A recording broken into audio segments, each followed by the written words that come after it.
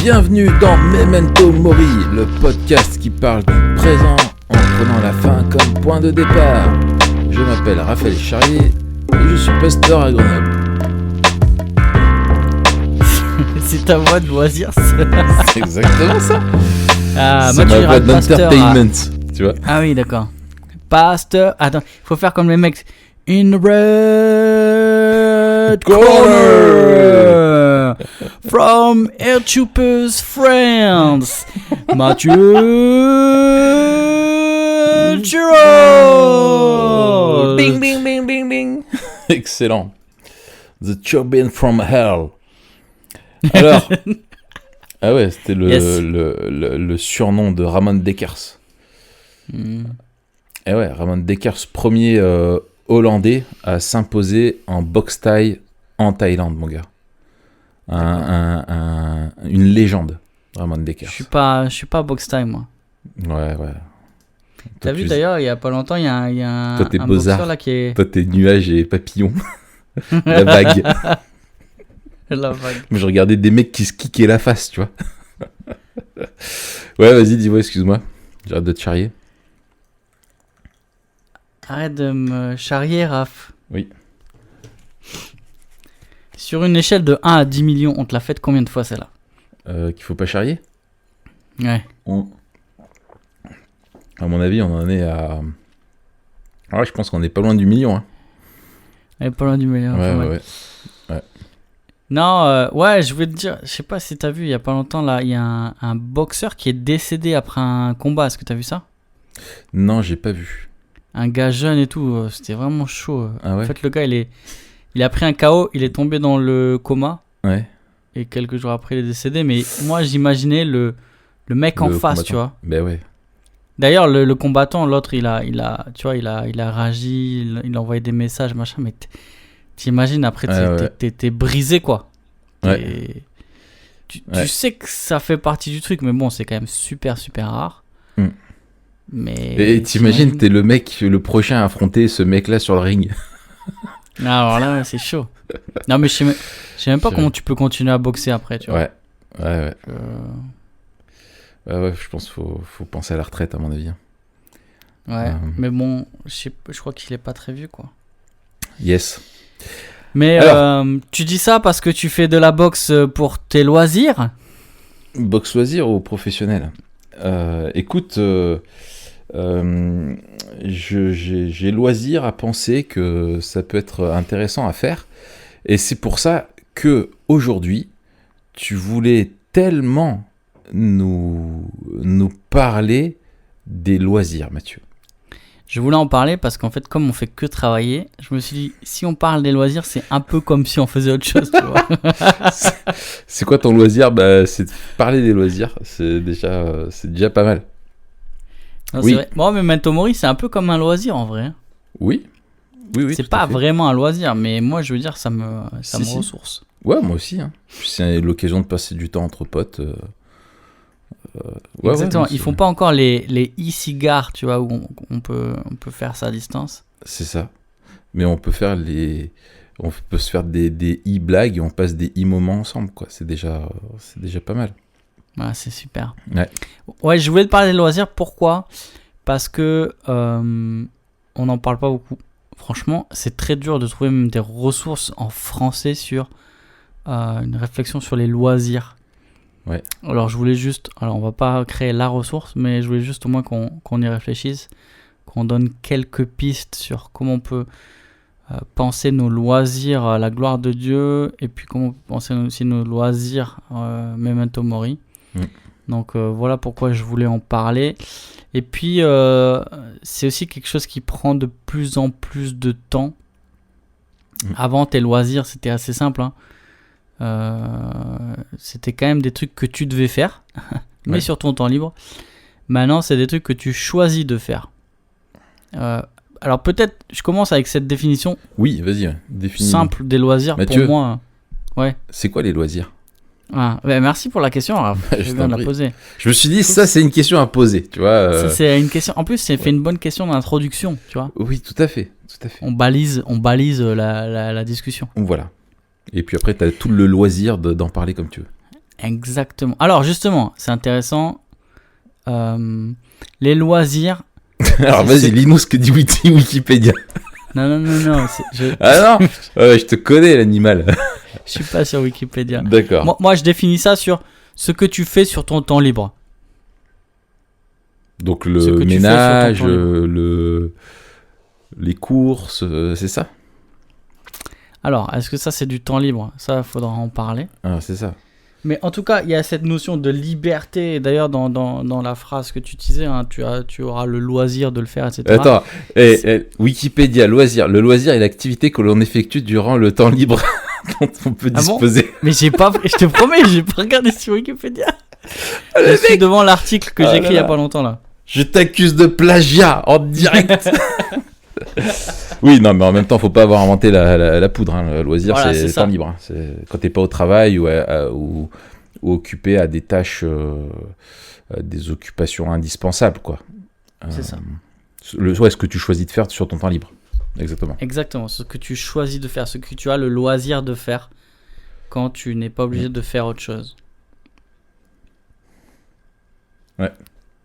Ouais, ça c'est bien. Là, ça c'est plus précis. Ok. Ouais. Tu voulais que je dise quoi? Je sais pas, une autre question. Ah, avec une autre question. D'accord. Alors, allez, pourquoi Memento Mori et on plie les gaules et on va se coucher. Parce que t'es gentil avec tes sujets de podcast, mais bon, voilà. Non, alors, j'ai une question, moi. C'est quoi tes loisirs, Mathieu? C'est quoi mes loisirs? Ouais. C'est une super question, Raph. Ouais. Ah, merci de l'avoir posée. Pour l'instant, mes loisirs, c'est le sport. Pour l'instant, mes loisirs, c'est le sport. C'est bien. Y a des petits trucs que je fais de temps en temps. J'aime bien bricoler quand j'ai un petit truc à faire, mais c'est assez rare. Mmh. Mais c'est le sport, ouais. Okay. C'est un truc qui revient souvent. Et toi? Écoute, en fait, ça c'est la question qui met mal à l'aise, ça. Exactement, mais c'est que en fait... Tu vas me dire, j'ai pas le temps d'avoir des loisirs. Alors c'est ce que te dirait ma femme. Et elle a pas trop tort. Non, je dirais... mais même, tu vois, le sport, comme je peux pas en faire comme je voudrais et faire ce que je voudrais...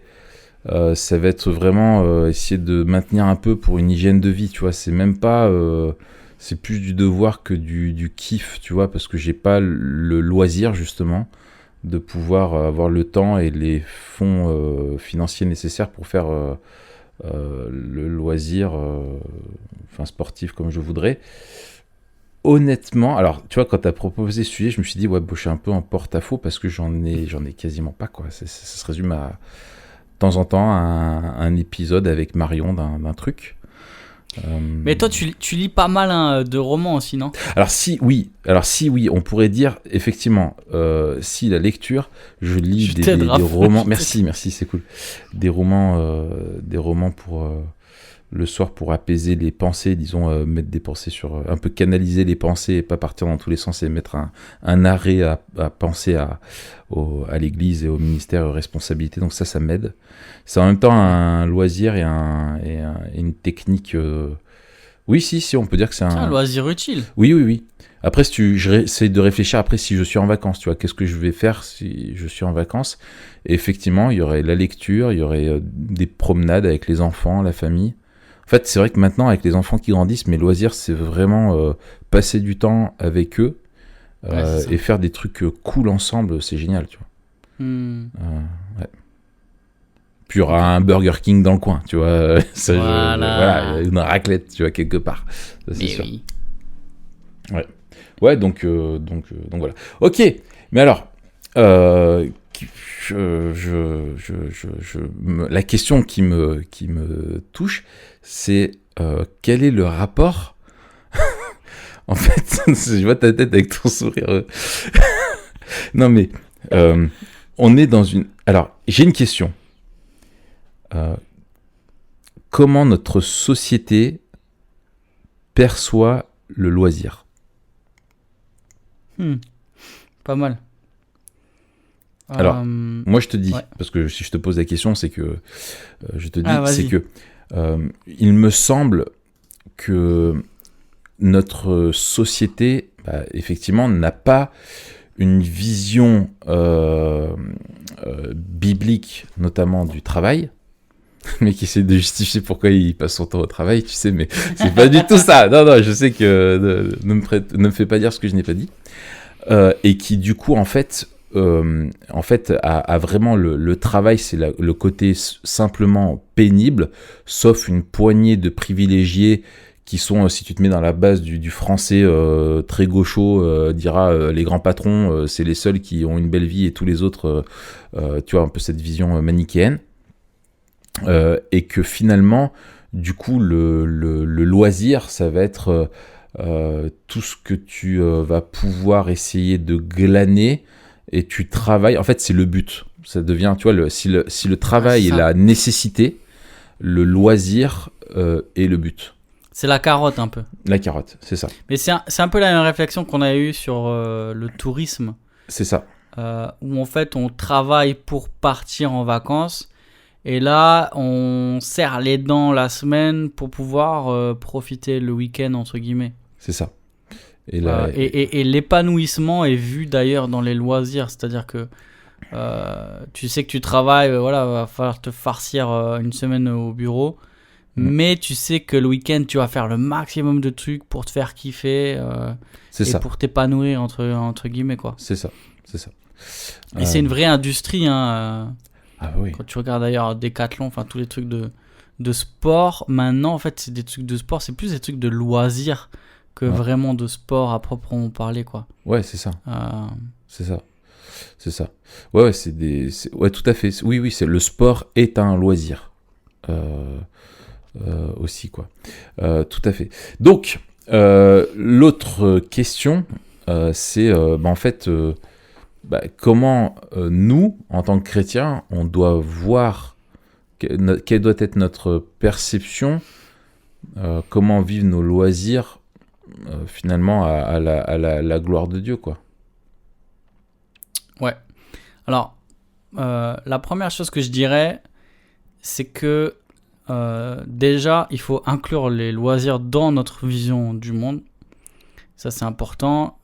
Alors, c'est un peu basique, mais ça vaut le coup de le redire, c'est que ça marche. C'est toute notre vie qui est sous le regard de Dieu. Donc, nos loisirs aussi, on doit les réfléchir à la lumière de la vision biblique du monde. Et dans ce sens-là, on doit réfléchir nos loisirs dans notre gestion du temps. Notre gestion du temps, elle ne concerne pas seulement le temps de travail, mais aussi les temps de loisirs et de repos. Et je pense que les deux sont liés. Le loisir et le repos sont liés parce que dans la vision biblique du monde, il n'y a pas 3 temps.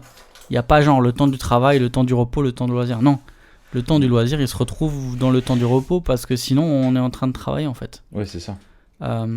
Après, il y a aussi une autre donnée qui est culturelle, c'est-à-dire que dans notre société en France, on a 2 jours de repos ou 2 jours d'arrêt en tout cas dans la semaine, le samedi et le dimanche. Et donc souvent, chez les chrétiens, on a quand même cette dichotomie où le samedi est le jour du loisir et le dimanche est le jour du repos, le repos sabbatique un peu. Donc la première chose, ce serait de gérer peut-être, de rentrer cette réflexion des loisirs dans notre gestion du temps. Est-ce que tu veux rebondir? Parce qu'après, j'ai deux dangers que j'aimerais souligner, mais peut-être tu as des trucs à dire. Oui, et je pense en lien, pas simplement segmenté, mais qu'il y a une interaction où souvent, je pense, dans notre société, on vit et on organise sa vie pour dégager. Enfin, c'est ce que j'ai l'impression de voir, et c'est comme ça que je vivais avant. En gros, tu vis, tu fais ce qui est indispensable, tu expédies ce qui est indispensable dans, je sais pas, en dehors du travail, dans tes tâches ménagères, enfin voilà, toutes ces choses-là, pour créer au final un maximum de temps de loisirs, et tu es prêt même à élargir ces temps de loisirs, par exemple te coucher de plus en plus tard pour en profiter plus, quitte à derrière après être dans complètement le rouge pour le reste, enfin tu vois, déborder le loisir finalement, enfin je suis peut-être là déjà dans un danger, exprimer un des dangers, mais disons je pense qu'il y a une tentation très forte à vouloir faire des loisirs le tout, l'essentiel, le but un petit peu de notre vie, quoi. Voilà. Ouais, non, absolument. Moi, les dangers, ils sont même encore plus généraux, tu vois. Le premier danger, c'est bien sûr celui de l'idolâtrie, en fait. Et c'est le chemin que l'on emprunte si on suit la société. C'est-à-dire que ça devient plus important que tout le reste, comme tu étais en train de dire. Quelque chose sans lequel on ne peut pas vivre, ou quelque chose qui devient notre priorité. Et souvent, ce qui prend trop de place dans notre temps prend trop de place dans notre cœur. Ouais. Encore une fois, c'est une question de gestion du temps. La question de la gestion du temps et de l'argent, pour moi, c'est les deux facteurs principaux qui sont des bons indices sur l'échelle de l'idolâtrie, on va dire. Ouais, carrément. Et les loisirs, c'est aussi une industrie, comme on disait. Et les magasins donc, sont dédiés aux loisirs, à te faire acheter toujours plus d'équipements, toujours meilleurs, etc. Où en fait le loisir s'inscrit dans une société consumériste. Ouais. Et en fait devient, en plus d'être chronophage, devient un gouffre financier, quoi. Donc premier danger, celui de l'idolâtrie. Deuxième danger, peut-être, ce serait celui qui est en lien d'oublier mes priorités. Alors, très bien. Tu vois, la Bible nous demande, Dieu nous demande de suivre cet ordre de priorité. Dieu, ma famille, mon église, les autres et moi. Et en fait, le loisir dit, c'est toi d'abord. Exactement. Tu dois rechercher ton plaisir d'abord. Tu dois rechercher ton épanouissement d'abord. Tu dois rechercher ta soupape. Et c'est ça que tu dois viser en premier. Et si on ne fait pas attention, les loisirs vont nourrir en nous ce désir de définir ce qui est bon et ce dont nous avons besoin, alors que la Bible dit tu dois d'abord prendre soin de ta relation avec Dieu, tu dois prendre soin de ta famille, tu dois prendre soin de ta famille spirituelle, tu dois prendre soin de ton prochain, et ensuite tu réfléchis à toi. Ça ne veut pas dire qu'il faut s'oublier, mais ça veut dire qu'il faut faire attention aux priorités quand même. Ouais, tout à fait. Et je pense que tu as plein de gens, et le piège avec ça, c'est que je pense notamment, tu vois, moi, à certains potes, ou la façon dont je pouvais moi-même vivre avant, où il y a dû avoir vraiment une transformation, et je pense que Dieu vraiment a travaillé là-dessus pour de voir justement quel était le but de ma vie. C'était pas le loisir, c'était de servir. Et que en fait quand tu es dans une quand tu as du temps, et je pense notamment, tu vois, aux jeunes, quand tu es célibataire, ou que tu n'as pas d'enfants, ou enfin tu vois, ou que tu as des périodes de temps, enfin voilà, où tu as plus de disponibilité, finalement si tu te résumes à vivre en faisant le strict minimum pour les autres, tu vois, et de garder tout ton temps libre pour toi, et pour, je sais pas, ouais, voilà, pour tes sorties, tes restos, tes soirées de jeux vidéo, tes soirées de films, de machin, tes sorties cinéma, etc. Enfin bref, et que c'est ça qui prend un maximum de temps au lieu que de passer du temps à servir les autres. C'est le piège. Et en fait la question, parce qu'on vit à une époque où on se dit, à l'époque en fait finalement de tous les possibles, parce que tout nous est offert sur un plateau devant nous. Ça revient à ce qu'on disait la dernière fois sur la société de spectacles, c'est qu'il y en a de plus en plus, et des spectacles sans fin, des spectacles qui amènent d'autres spectacles, etc. Enfin bref, des distractions qui en amènent d'autres. Et finalement, parce que tu peux le faire, tu le fais. Alors que la bonne question, ça doit être, est-ce que je dois le faire? Et est-ce que l'utilisation de mon temps, est-ce que, voilà, si je vais...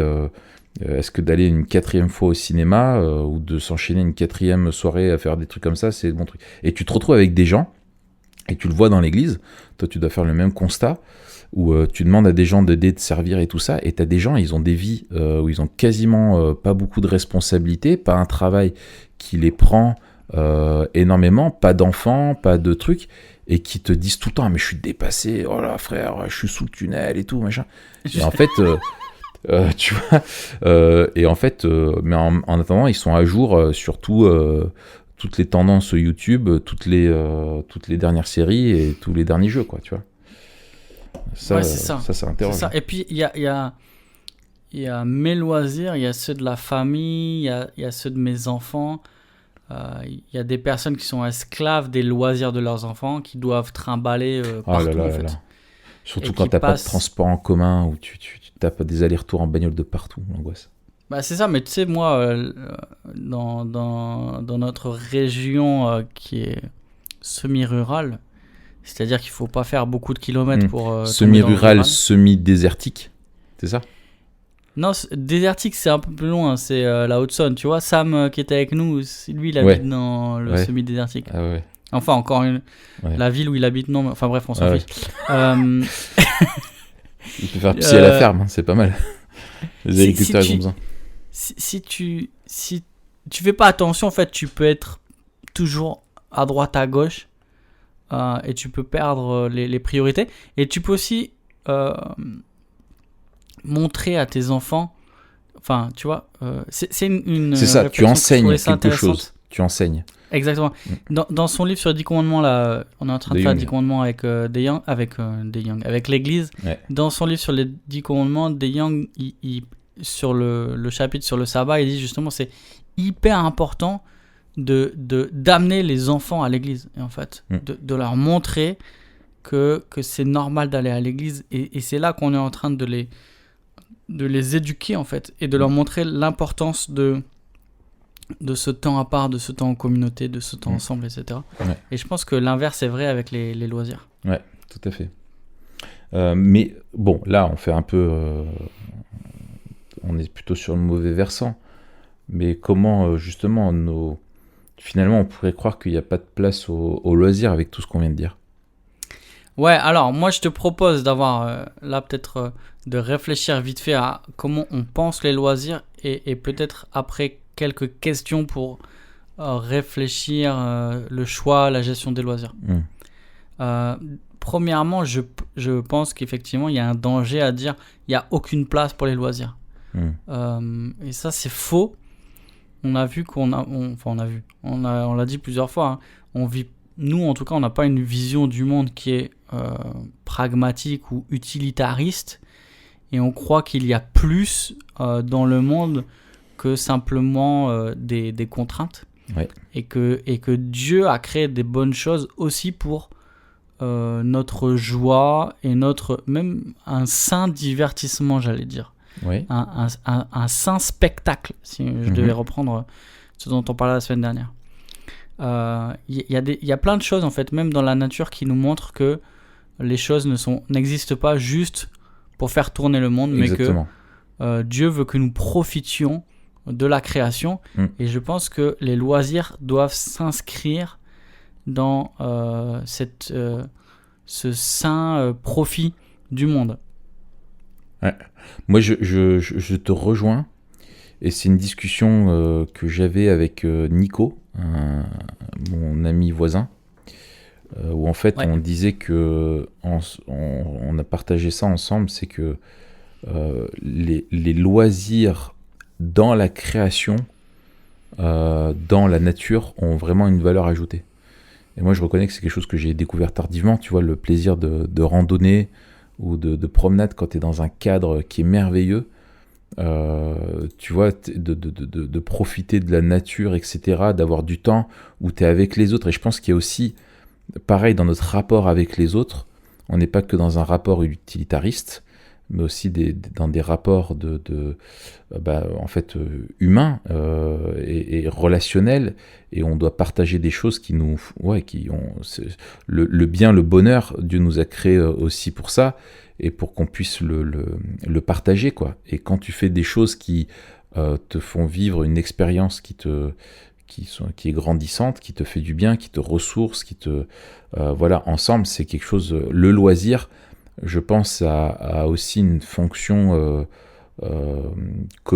relationnelle qui est importante. Est-ce que tu profites vraiment d'un loisir en étant seul, tu vois? Je pense qu'il y a un certain profit, mais tu vois, c'est comme si tu... est-ce que tu peux profiter à un concert, t'as pas envie d'y aller seul, parce que t'as envie de partager, t'as envie de pouvoir débriefer avec l'autre, de dire, tu vois, le cinéma c'est pareil, etc.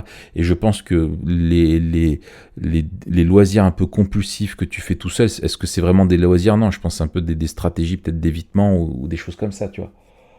C'est ce que j'appelle l'expérience partagée. Ouais, c'est ça. Je suis d'accord avec toi. Je pense qu'un coucher de soleil est plus beau quand on est deux ou plusieurs. C'est ça. Et c'est tellement mignon.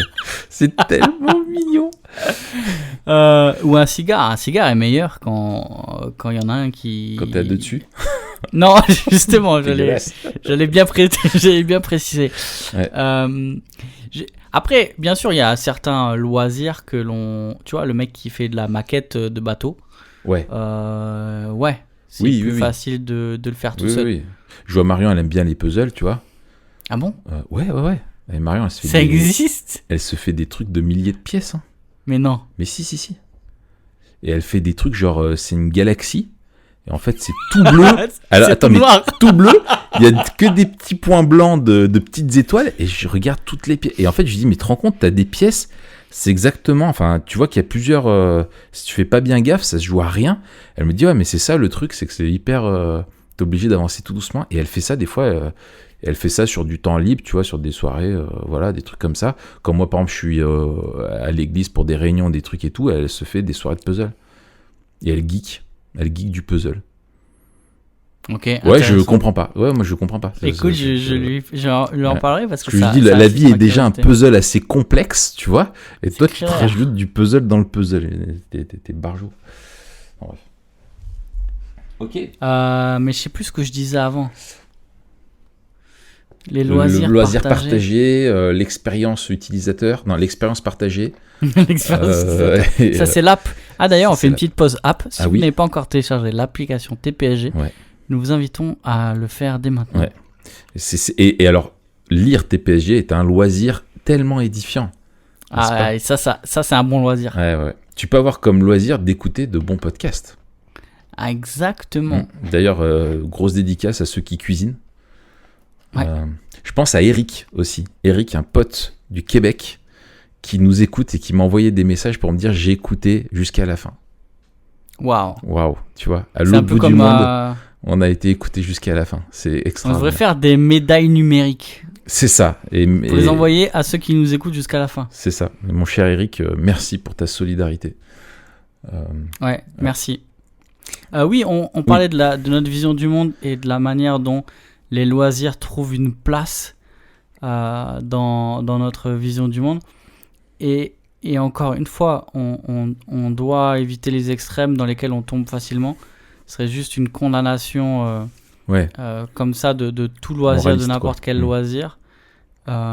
Et au contraire, une perte dans le loisir en oubliant qu'on a été créé pour plus que ça. Ouais. Moi, j'ai 4 questions. Alors peut-être on va en trouver d'autres. 4 questions qui nous aident peut-être à cerner et à discerner dans la gestion de nos loisirs. Vas-y, si tu veux les entendre, Raph. Vas-y. La première, c'est est-ce que ce loisir vise mon rafraîchissement? Et c'est là où je pense que on doit réfléchir ensemble repos et loisirs. Ça ne veut pas dire qu'on ne doit pas faire des choses qui nous prennent de l'énergie, tu vois, je pense à du sport. Je trouve que c'est un loisir qui est sain, le sport. Que ça répond à plein de besoins. Mais ce loisir doit nous rafraîchir. C'est-à-dire que, comme tu disais, le truc c'est que les gens ils travaillent toute la semaine pour pouvoir s'adonner à leur loisir. Ils ont des week-ends genre ultra chargés, ils ont 10 000 trucs à faire, ils sont lessivés et ils reprennent le boulot, ils sont fumés, tu vois. Ouais. Tu veux dire non, en fait, faut faire gaffe à pas transformer les loisirs en activité encore plus fatigante que le travail. Normalement, c'est le travail qui est pénible. Normalement, c'est le travail qui est dur. C'est pas le loisir. Donc pour moi, ça doit viser notre rafraîchissement. Et on doit aussi être attentif peut-être à nos besoins. Il faut que ça réponde à nos besoins. Et là, peut-être on peut renvoyer à... Je crois que c'est Alain, il a fait, non, sur son site un article sur les réservoirs. Oui. Dire peut-être quel réservoir là, toi t'en as, il y a le réservoir physique, spirituel, ouais, émotionnel, cognitif, ouais, et il m'en manque un. Relationnel.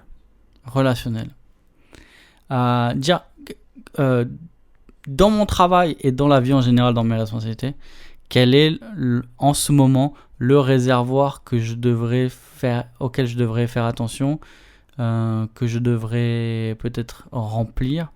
Et il me semble que les loisirs devraient aller dans ce sens-là, quelque part. Ouais. En tout cas, on doit être conscient duquel de ces réservoirs est vide. Tu vois, je pense à un exemple, un gars qui, toute la semaine, il travaille seul. Je pense aux gars qui sont, je sais pas moi, entrepreneurs ou freelance ou machin. Le gars, il est tout seul toute la semaine, peut-être il est chez lui, etc. Il faut qu'il réfléchisse ses loisirs déjà dans la communauté de l'église, et deux, dans quelque chose qui va venir le rafraîchir dans ses besoins relationnels. Faut que ça vienne. Ouais, faut pas que ça soit, si c'est un truc que tu fais encore tout seul derrière, c'est ça. C'est ton réservoir relationnel, il s'épuise, quoi. Exactement. Et je pense, tu vois, moi aussi, pourquoi si je devais choisir entre tous les loisirs, je choisirais d'abord le sport. C'est que notre boulot n'est pas physique. Ouais. Donc j'ai un besoin de dépenses physiques. Et c'est aussi un endroit où je vois du monde. Alors que d'habitude, je vais voir du monde, mais souvent c'est un à un, etc. C'est quand même assez isolé. Donc il y a aussi cette dimension-là. Ouais. Donc, est-ce que ce loisir vise mon rafraîchissement ? Ouais, ou si je reformulais, est-ce qu'il va permettre de recharger, tu vois, de compenser ce que le travail use ? Ouais, super. Tu vois, pour... Ouais, ok, excellent. Donc si tu passes ta journée sur l'écran, faut aller à l'extérieur, quoi. C'est ça. Deuxième question... Alors, ça pourrait être la première. Est-ce que ce loisir vise la gloire de Dieu ? C'est une question assez générale et un peu fourre-tout. Mais parfois, ça permet de trancher en disant non, il y a des choses qui sont carrément nocives, qui sont carrément mauvaises. Et là encore, ça permet de replacer la réflexion de nos loisirs et de notre temps libre sur la manière dont on veut utiliser notre temps pour la gloire de Dieu.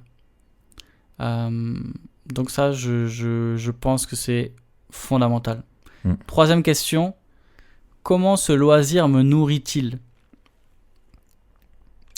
Là encore, c'est l'idée, on l'a dit la semaine dernière quand on a parlé des spectacles, c'est que tout ce que l'on fait nous nourrit d'une manière ou d'une autre. Et ce qu'on choisit de faire dans notre temps libre va aussi venir nous façonner, va venir nous transformer, va venir influencer notre vision du monde, mais aussi notre comportement. Et du coup, on doit se demander, c'est quoi les sentiments que produit ce loisir en nous ? Qu'est-ce qui nourrit en moi, quoi. Ouais. Voilà, qu'est-ce que ça vient alimenter ? Comment je me sens ensuite ? Comment ça me transforme ? Est-ce que justement ça m'aide à vivre une vie dans la lumière, tu vois ? Ouais, tout à fait. Et très bonne question. Et parce que tu as des loisirs qui peuvent être clairement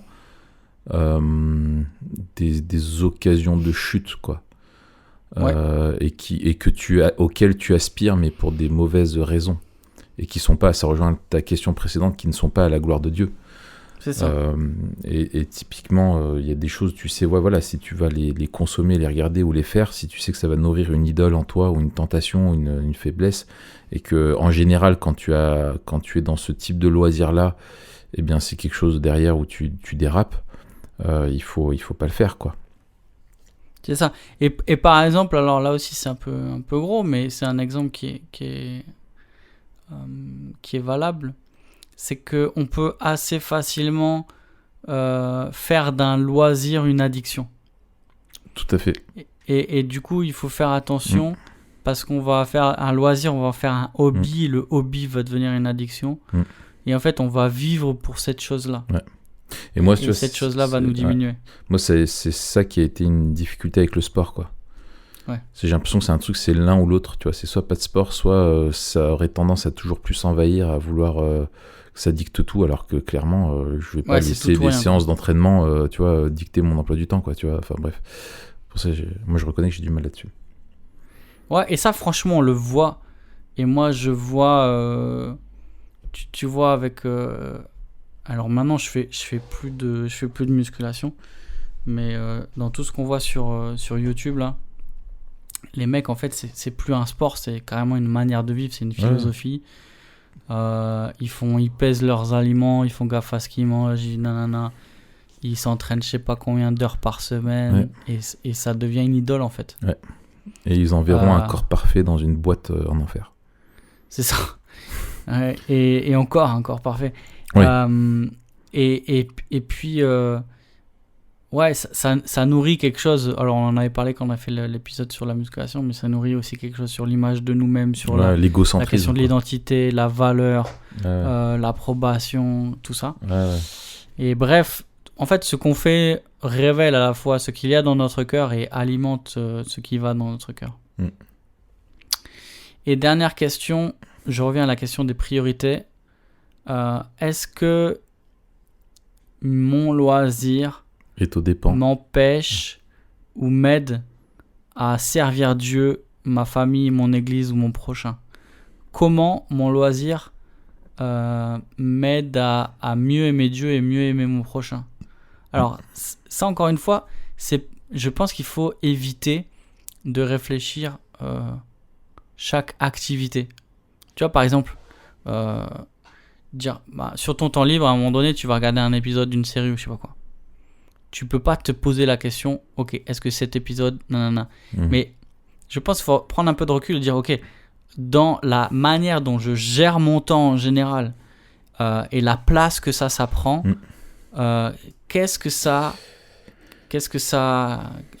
provoque, dans quelle direction ça m'amène, etc. Est-ce que ça facilite ce que Dieu me demande ou est-ce que ça l'entrave? Ouais. Ou un espèce de...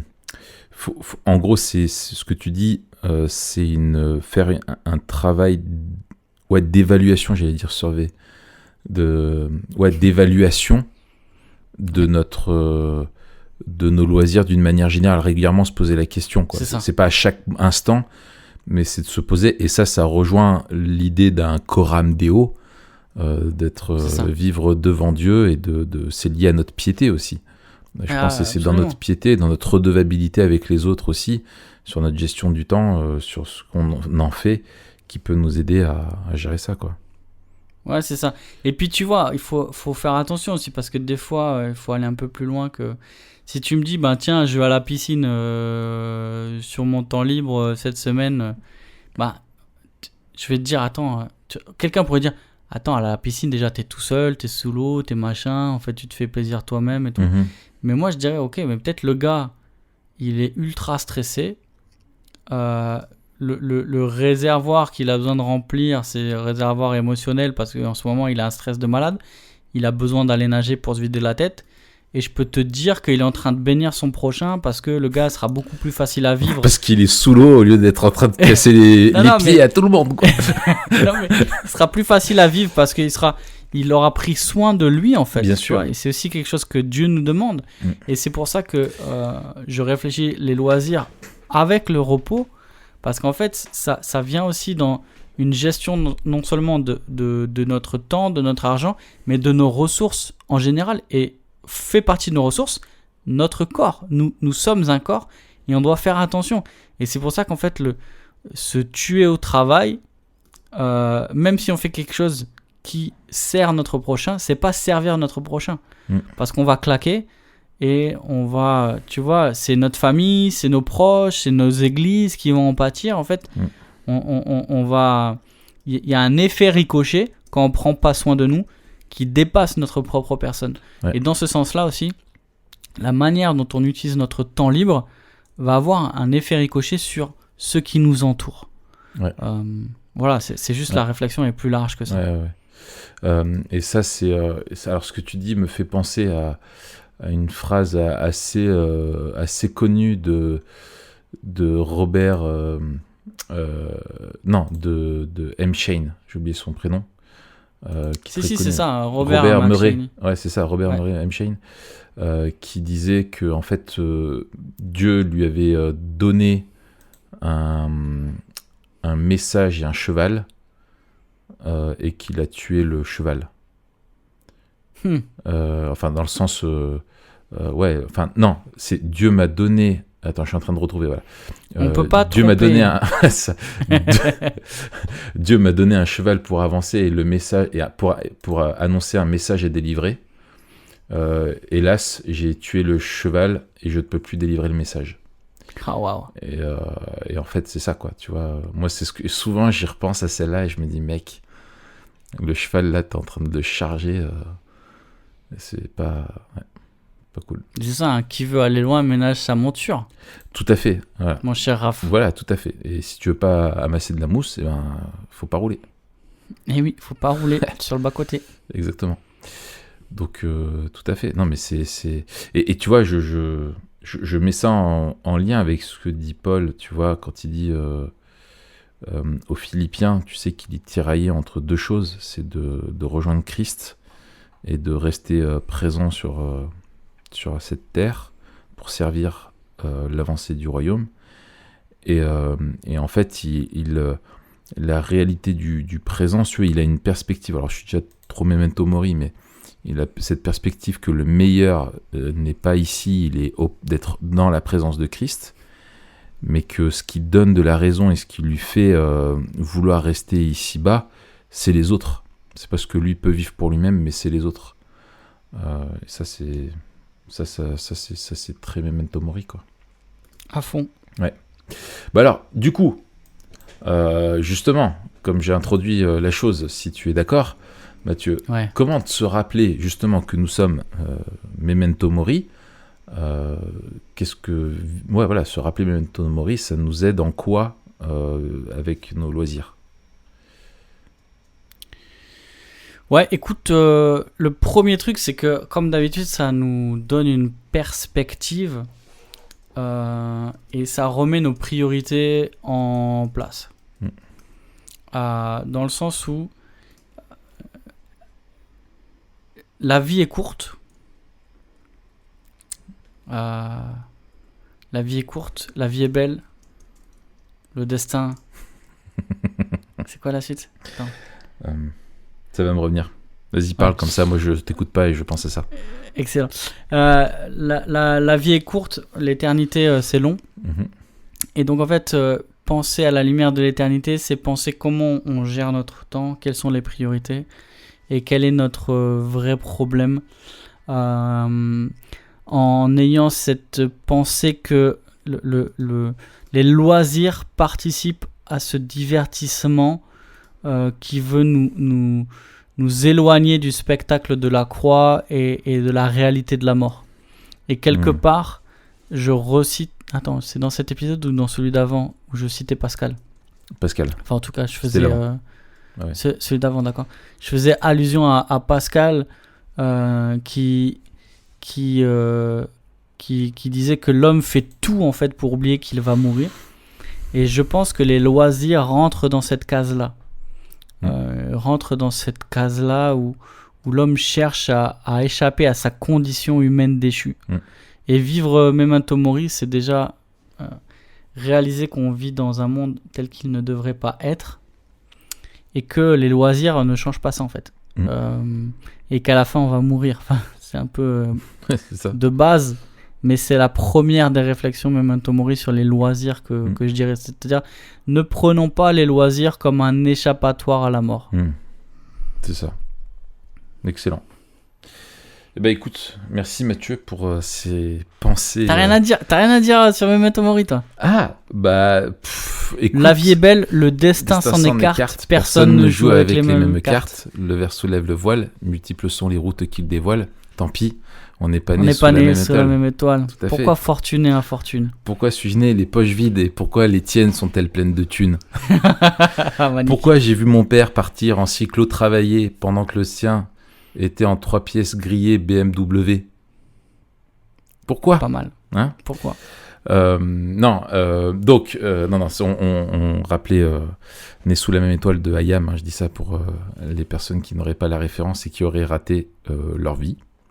Non, peut-être pas jusque-là, mais qui auraient raté des bonnes choses. Raté en fait les années 2000. L'année 98. En fait, non, si je pense au loisir, je me dis que la perspective, si j'ai quelque chose. Tu vois, voilà, en noyant un peu le truc, voilà, en prenant du temps, j'ai quelque chose. C'est que je pense que si notre monde a une telle soif aussi des loisirs, c'est parce qu'il n'a pas d'espérance. Et que tout ce que tu tout ce que tu peux prendre maintenant, prends-le, parce que la vie est courte. Et donc il faut que tu profites au maximum et tu passes ton temps à travailler déjà, etc. Et donc il y a cette quête là de dire vraiment il faut que j'emmagasine un maximum de loisirs et du coup je pense que ça pousse aussi énormément de gens à transgresser avec plein de choses au niveau moral, mais que pour nous ça nous aide à accepter la perspective de l'éternité, nous aide à accepter les frustrations de cette vie-là, où il y a plein de choses peut-être qui sont y compris légitimes et bonnes, qu'on accepte de ne pas vivre, pour vivre des choses qui sont meilleures à ce qui est légitime et bon, c'est-à-dire de servir les autres et de servir Dieu, avec cette espérance-là que dans notre vie éternelle avec Dieu, on pourra vivre vraiment ce pourquoi on a été créé, avec un rapport au loisir, à la création, à tout ce que Dieu nous donne de vivre, à toute l'expérience humaine, j'ai envie de le dire comme ça, qui sera incorruptible, et on pourra interagir avec toutes ces choses-là, que ce soit le travail, les loisirs, les relations avec les autres, le spectacle, etc. Enfin voilà, tu as toutes ces choses-là d'une manière qui sera vraiment satisfaisante. Et du coup, moi, ça m'aide à me dire, bah voilà, je peux accepter de faire des sacrifices et de sacrifier des loisirs pour pouvoir servir d'autres, ou de ne pas simplement faire des loisirs sur la proie à arracher ici-bas. Après, le danger, ça serait en tout cas pour quelqu'un comme pour moi, c'est de ne plus avoir de loisirs et de rentrer dans une attitude de jugement dès que tu vois quelqu'un s'en octroyer un, quoi, tu vois. Ouais. Alors que c'est bon, et c'est la question de ce que tu disais, c'est se poser les bonnes questions pour avoir des loisirs qui sont à la gloire de Dieu. Mais de vivre sans loisirs, c'est aussi oublier la réalité, je pense, de la vie éternelle et du repos éternel qu'on aura en présence de Dieu. Et c'était très bien ce que tu rappelais tout à l'heure, de ne pas dissocier repos de loisirs. Et le repos qu'on aura aussi avec Dieu, ça sera de pouvoir expérimenter, et on parlait de donner des exemples comme ça, comme du sport, des randos, etc., dans la présence de Dieu, dans la nouvelle création. Et si t'aimes pas les loisirs ici-bas, c'est dommage, parce que t'en auras là-haut, quoi, tu vois. Donc c'est un petit peu ça que je dirais pour compléter, quoi.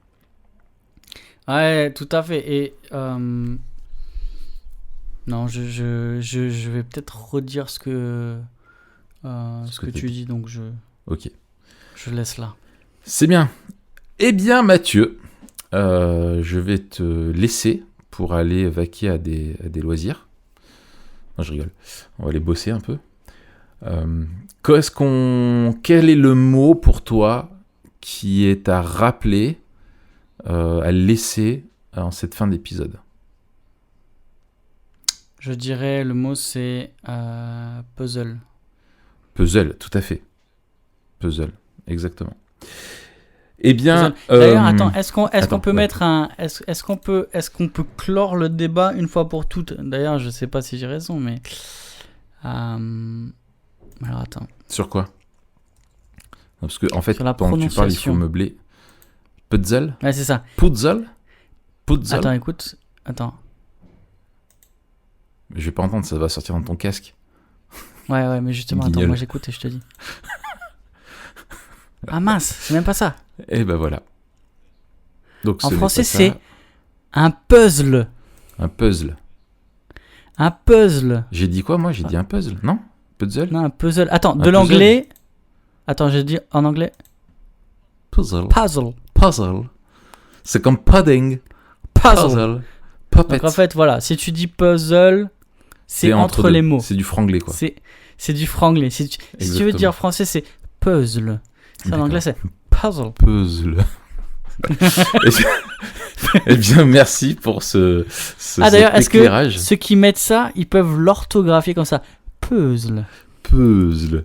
Avec P-E-U. S-L-E. Puzzle. Puzzle. Ou P-O-E-U. C'est puzzle. Par contre, celui qui dit puzzle, lui, il sort direct. On est d'accord ou pas? Ah, lui, il sort. Ça n'est pas possible. Non, On ne peut puzzle, pas dire non. puzzle. Puzzle. Non. Non, personne n'a dit puzzle. Ou Personne. puzzle. Ça n'est pas possible. Yes. Voilà. Et donc, merci merci pour ce moment. Comme disait Valérie Trierweiler à François Hollande, avant qu'elle écrive le livre, merci pour ce moment. Et on se donne rendez-vous la semaine prochaine. Et la semaine prochaine, c'est un épisode un peu spécial. Tu veux nous en dire? Non, c'est une surprise, mais je peux vous dire que ça va être la fête. Ça, c'est C'est la faute. peut-être ce sera la faute. Ce sera la faute aux autres, ou ça va être la chute. Ça va être peut-être, on va peut-être enterrer Memento Mori la semaine prochaine. Mais on va passer en tout cas un super moment, ça va être cool.